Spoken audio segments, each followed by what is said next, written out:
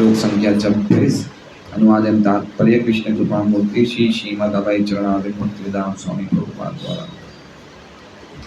गतः स्वार्थमिमं देहं विरक्तो मुक्तबन्धनः अविज्ञातगतिर्जय्या स वै धीर उदारतः।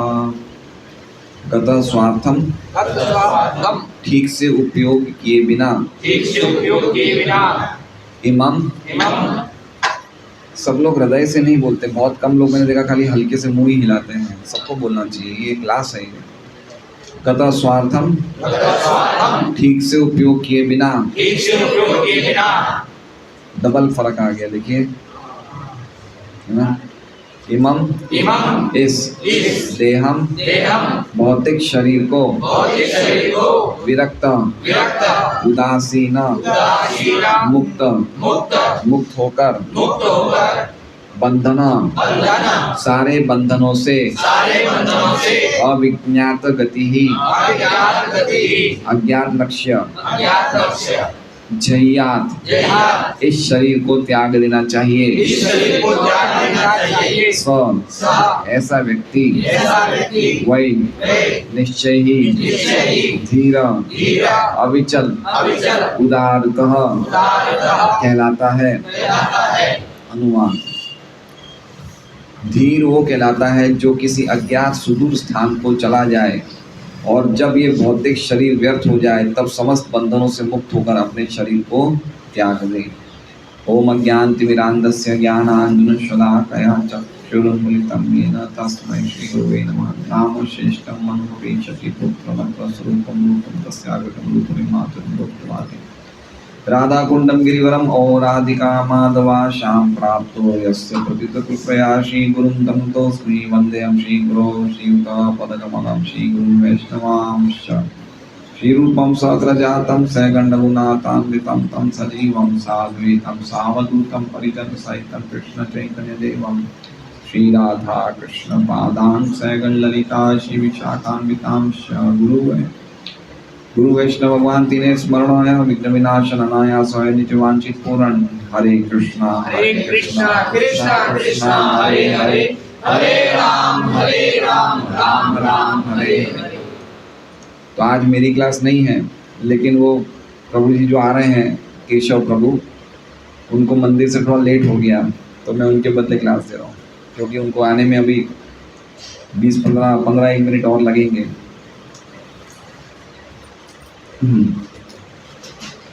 तो ये 10 श्लोकों में हम देख रहे हैं किस प्रकार विदुर जी धृतराष्ट्र को एक प्रकार से डांट रहे हैं। और इतने श्लोक पढ़ने के बाद इतना सब उन्होंने कहा तो हो सकता है कि विदुर जी के बोलने के बाद धृतराष्ट्र ऐसा बोल सकते हैं कि तुम मुझे फटकारते रहोगे, कोई उपाय भी तो बताओ, कम से कम माना मेरी गलती हो गई, मैंने अपना जीवन व्यर्थ किया और मैं इतना आसक्त हूँ, लेकिन अब कुछ उपाय तो बताओ, अब मुझे क्या करना चाहिए, कुछ बोलोगे तो सही, मैं क्या करूँ, डांटते रहोगे कुछ बताओगे भी क्या करना है, समझ रहे हैं बात को। तो अब ये श्लोक में उनके लिए क्या उपाय विदुर जी बता रहे हैं ये देखना चाहिए हमें। या खाली धृतराष्ट्र के लिए नहीं, जिन लोगों ने धृतराष्ट्र की तरह जीवन बिताया है उनके लिए क्या उपाय है। खाली धृतराष्ट्र एग्जाम्पल नहीं है, लेकिन जिन लोगों ने जीवन धृतराष्ट्र की तरह बिताया है उनके लिए क्या उपाय विदुर जी बता रहे हैं इस श्लोक में हम जरा देखते हैं। तो कह रहे हैं गतः स्वार्थम इमं देहम विरक्तो मुक्त बंधना। तो अविज्ञात गति जया सवै धीर उदारत। गतः स्वार्थम इमं देहम, ये पहली लाइन को छोड़ दीजिए। अब दूसरी और तीसरी लाइन देखते हैं, उसमें 3 क्वालिटीज़ बताई जाएगी। जो व्यक्ति ने जीवन भर भजन नहीं किया उसको क्या करना चाहिए, धीर बन जाना चाहिए। क्या बनना चाहिए, धीर बन जाना चाहिए। सवै धीर उदारत। और धीर बनने के लिए 3 क्वालिटीज़ बता रहे हैं विदुर जी। कौन सी बता रहे हैं? सबसे पहले बता रहे हैं मुक्त बंधना। मुक्त बंधन का अर्थ हुआ सारे बंधनों से मुक्त होकर, सारे बंधनों से मतलब जो एक अभिमान की भावना होती है कि ये मैं हूँ और ये मेरा है ना, देहात्म बुद्धि, मैं और मेरा, इस बंधन से मुक्त होकर, संपूर्ण सांसारिक बंधनों से मुक्त होकर, मतलब अपने देहात्म बुद्धि के बंधनों से मुक्त होकर। बंधन मतलब समझ रहे हैं, बंधन मतलब बांधना है ना। तो व्यक्ति कब बांधता है अपने आप को, जब वो अपने आप को शरीर समझता है, तब अपने आप को शारीरिक व्यक्तियों से बांधता है। तो इसका मतलब ये हो गया कि संपूर्ण सांसारिक बंधन से मुक्त होने का अर्थ हो गया कि जो हमने देहात्म बुद्धि है उससे मुक्त हो गए। ठीक है। दूसरी क्वालिटी क्या बता रहे हैं, विरक्त। विरक्त मतलब सभी प्रकार की विषयासक्ति या विषय कामनाओं से अनासक्त हो जाना, है ना। विरक्त मतलब उदासीन, उदासीन मतलब न्यूट्रल, मतलब उनसे अनअटैच, है ना। और कह रहे हैं अविज्ञात गतिर, अविज्ञात गति मतलब ऐसी जगह जाना जहाँ पे जाने के बाद घर के लोगों को भी पता नहीं चले कहाँ गए, है ना। तो जो व्यक्ति अपने शरीर को जो व्यक्ति संपूर्ण सांसारिक बंधनों से मुक्त हो जाए, जो व्यक्ति सभी प्रकार की विषय कामनाओं से विरक्त हो जाए, और जो व्यक्ति ऐसी जगह चला जाए जहाँ पे उसके निकट के लोगों को भी उसका पता नहीं चले, कब जाए ये काम कब करे, जब गता स्वार्थम इमं ध्यम। अब पहली लाइन ले लीजिए, गता स्वार्थम इमं ध्यम। जब गता मतलब चला गया या खत्म हो गया, क्या खत्म हो गया, स्वार्थम इमं देहम। इमं मतलब ये, और देहम मतलब शरीर। ये शरीर क्या देने वाला है, स्वार्थ देने वाला है। स्वार्थ मतलब समझ रहे हैं, स्व मतलब खुद का, और अर्थ मतलब वैल्यू देने वाला है, या उद्देश्य देने वाला है, या सिद्धि पूर्ति कराने वाला है, या प्रयोजन सिद्ध कराने वाला है। इसे कहते हैं स्वार्थ, अपना खुद का हित। और गता मतलब अब चला गया, मतलब इसका मतलब ये शरीर जो अपना हित पूरा कराने वाला है, अब ये नाश होने को आ जाए, या मतलब अब इसकी कोई उपयोगिता नहीं रह जाए, तब क्या करना चाहिए, तब जहियात, जहियात मतलब इस शरीर को त्याग देना चाहिए। स मतलब वो पुरुष, वह मतलब निश्चित ही, धीर मतलब अविचल, उदारत कहलाता है। तो समझ गए अर्थ श्लोक का या नहीं समझे, समझे या नहीं समझे, है ना। तो संपूर्ण सांसारिक बंधनों से मुक्त होकर, सभी प्रकार की विषयासक्ति से विरक्त होकर, जब कोई पुरुष ऐसी जगह पे जाता है जहाँ पे उसके लोगों को उसकी गति का पता नहीं चलता है, और ऐसी जगह जाके अपने शरीर को त्याग देता है, वो शरीर को जो अब कोई भी प्रकार के स्वार्थ को पूरा करने में असमर्थ हो, ठीक है, वो व्यक्ति धीर कहलाता है। समझ रहे बात को। स्वार्थ का मतलब समझ रहे हैं, स्वार्थ का मतलब इसमें ये यूजलेस हो गया, मतलब कोई काम का नहीं रहा, बेकार हो गया ये, ठीक है। स्वार्थ का अर्थ क्या हो गया, अब प्रभुपाद जी बोले ठीक से उपयोग किए बिना, मतलब एक अर्थ ये हुआ गया इसे हमने ढंग से उपयोग नहीं किया, ठीक से उपयोग किए बिना, मतलब ये हमें अर्थ दे सकता था लेकिन हमने इसका उपयोग ढंग से नहीं किया। तो अब ये बिना उपयोग के हमने पूरा जीवन बिता दिया, अब क्या करें, है ना। इसलिए मैंने कहा कि ये श्लोक उनके लिए भी है जिन्होंने पूरा जीवन बिना इसका उपयोग किए, सदुपयोग किए बिना बिता दिया। अब उसके लिए क्या करना चाहिए, तो उसके लिए रास्ता बताया है कि चलो ठीक है, अब आखिर में जगह कोई बात नहीं, धीर बन जाओ, कम से कम क्या बन जाओ, धीर बन जाओ। धीर कैसे बनेंगे, सांसारिक संपूर्ण बंधनों से मुक्त होके, विरक्त होके विषयासक्ति से, और ऐसी जगह चले जाओ जहाँ पे घर के लोगों को पता नहीं चले, और ऐसी जगह जाके अपने शरीर को छोड़ दो, त्याग दो। शरीर आपको नहीं त्यागे, आप शरीर को त्याग दो, दोनों में डिफरेंस है। कोई व्यक्ति हॉस्पिटल में जाता है और नलियों से युक्त होता है, वेंटिलेटर से युक्त होता है, तो उस समय वो शरीर को नहीं त्याग रहा, उस समय शरीर उसे त्याग रहा है। लेकिन इसमें क्या लग रहा है, क्या कह रहे हैं कि उस व्यक्ति को शरीर को त्यागना है। इसमें फर्क है। हम मल को त्यागते हैं तो हम परेशान होते हैं क्या, दुखी होते हैं क्या? या पुराने कपड़े त्यागते हैं तो दुखी होते हैं क्या? तो उसी प्रकार से धीर व्यक्ति कौन है? जो शरीर को त्यागते समय दुखी नहीं हो। मतलब उसे पता चलना चाहिए कि ये शरीर जा रहा है, समझ रहे हैं? मतलब उसको शरीर छोड़ने से पहले पहले इतना तो आइडिया हो जाना चाहिए कि मैं ये शरीर नहीं हूँ, मैं शरीर को त्याग रहा हूँ। लेकिन जनरली जो सामान्य व्यक्ति होता है वो मृत्यु के टाइम पे क्या सोचता है, मैं मर रहा हूँ। डिफरेंस बात समझ रहे हैं आप? धीर व्यक्ति और अधीर व्यक्ति में क्या डिफरेंस है? अधीर व्यक्ति जो होता है वो व्यक्ति समझ जाता है, जो धीर व्यक्ति होता है वो समझ जाता है कि मैं शरीर को छोड़ रहा हूँ। जैसे हम सुबह सुबह मल को त्यागते हैं तो हमें क्या लगता है, हमने मल को त्याग दिया। तो उसी प्रकार से धीर व्यक्ति क्या होता है, उसे क्या पता चल जाता है कि मैं ये शरीर को छोड़ रहा हूँ। जितने भी महान भक्त होते हैं वो समझ जाते हैं कि मुझे कुछ नहीं होने वाला, मैं खाली शरीर को त्याग रहा हूँ। वो अपनी जगह फिक्स कर लेते हैं और खाना पीना कम कर लेते हैं। उन्हें पता चल जाता है कि मैं शरीर को त्याग रहा हूँ, चाह रहा शरीर। तो ऐसा व्यक्ति जो मृत्यु के टाइम पे शरीर को त्यागते टाइम बिल्कुल भी अविचल रहता है, वो व्यक्ति कौन है? धीर है। तो धृतराष्ट्र को क्या सलाह दी जा रही है कि आपने जीवन तो बर्बाद कर दिया, अब आखिरी टाइम पे धीर तो बन जाओ। समझ रहे हैं? ये धीर वर्ड एक और जगह है गीता जी में, कुछ श्लोक से पता है? धीरज तत्र न मुह्यति देहिनोऽस्मिन् यथा देहे कौमारम। तो उसकी धीर का अर्थ यही है कि धीर जब शरीर को देहांतर होता है तो मुह्यति, वो विमोहित नहीं होता, अविचल नहीं होता है। उपदेशामृत में एक जगह और आया धीर शब्द, सबसे पहला श्लोक, वाचो वेगम मनस क्रोध वेगम जीवा वेगम उदर उपस्थ वेगम एतान वेगात विषहेत धीर।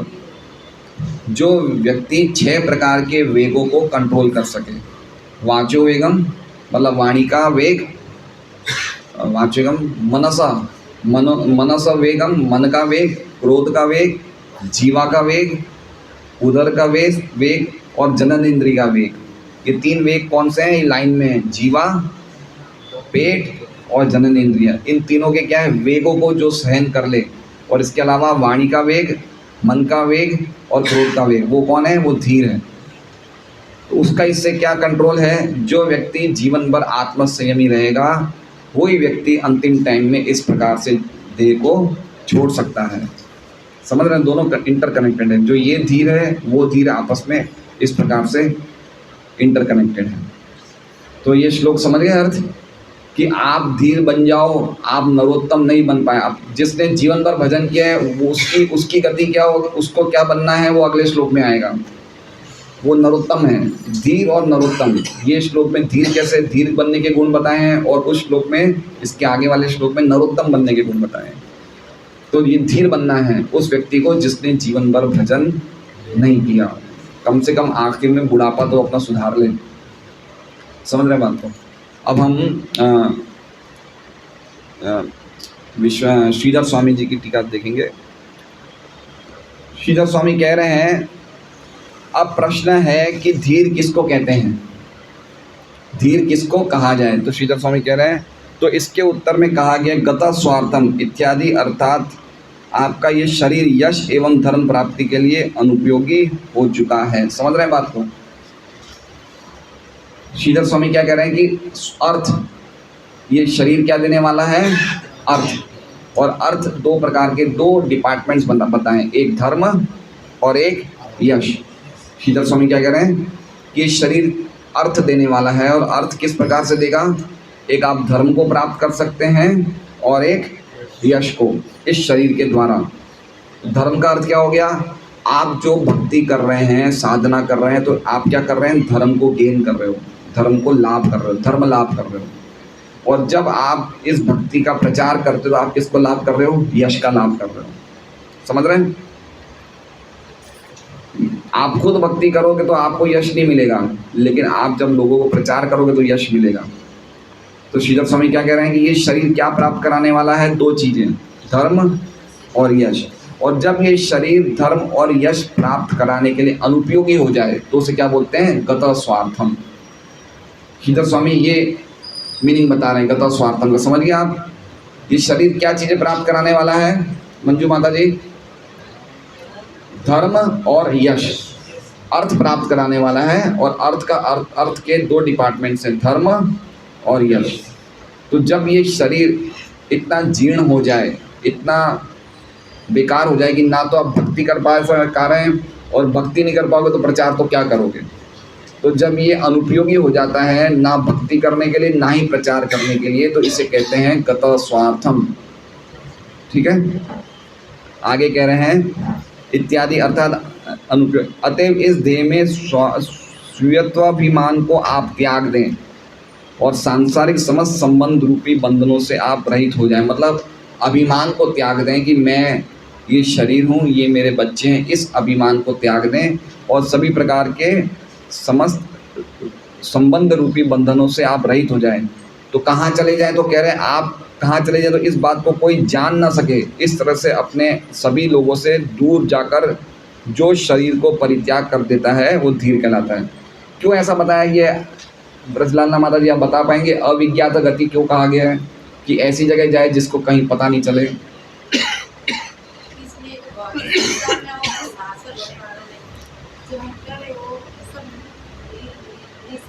हाँ वो तो सही है, लेकिन ऐसा क्यों कहा गया कि कोई जान ना सके, इस तरह से आप सभी लोगों से दूर चले जाओ? कोई जान नहीं पाए ऐसी जगह क्यों चले? सभी लोगों से दूर चले जाओ, विशेष रूप से अपने रिश्तेदारों से दूर चले जाओ, कोई पता नहीं चले कि आप कहाँ गए।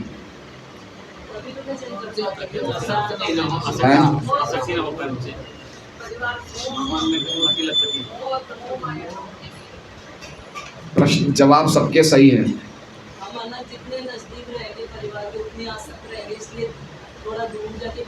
हाँ वो भी सही है जवाब, लेकिन बिल्कुल पॉइंट पे नहीं आ रहे। अगर पता चल जाए तो वो लोग हमें वहाँ से ले आएंगे, समझ रहे हैं?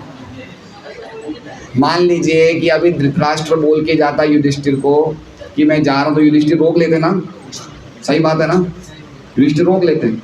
या मान लीजिए कि अगर हमारे पता चले कि हमारे बड़े बुजुर्ग ज़्यादा वृद्धावस्था में मान लीजिए चित्रकूट चले गए, तो हम रोज़ फ़ोन करेंगे ना, आप कैसे हैं, तबीयत खराब होगी तो हम उनके पास भी जाएंगे।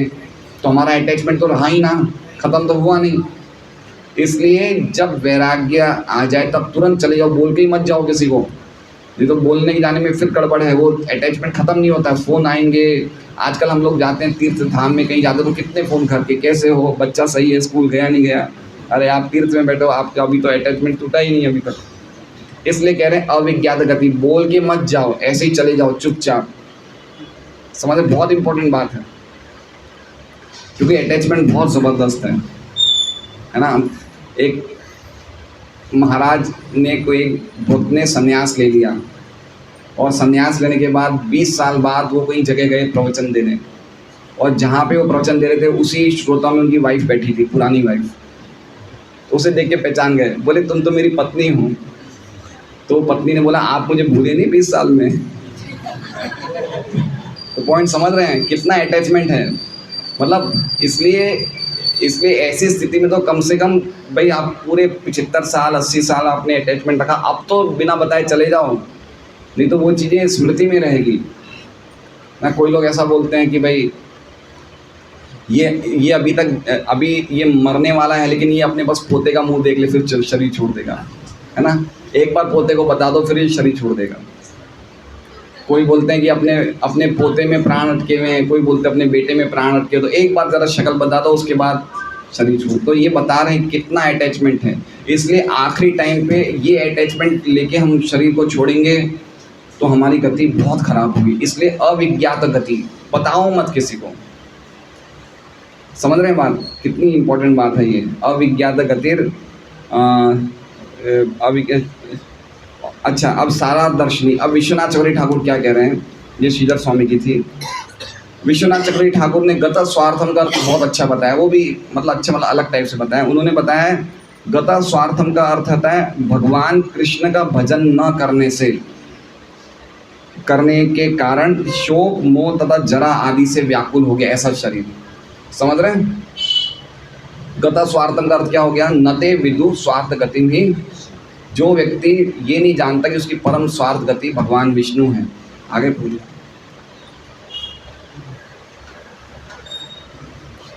तो वो व्यक्ति क्या करता है? पूरा जीवन भगवान का भजन नहीं करता है, भगवान कृष्ण का भजन वो नहीं कर रहा है।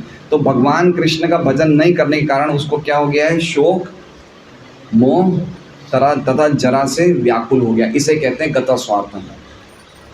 ठीक है, गता स्वार्थम मतलब उसने पूरे जीवन भजन नहीं किया और अब बुढ़ापे में क्या हो गया? शोक, मोह और वृद्धावस्था से वो व्याकुल हो उठा। इसका अर्थ बता रहे हैं गता स्वार्थम।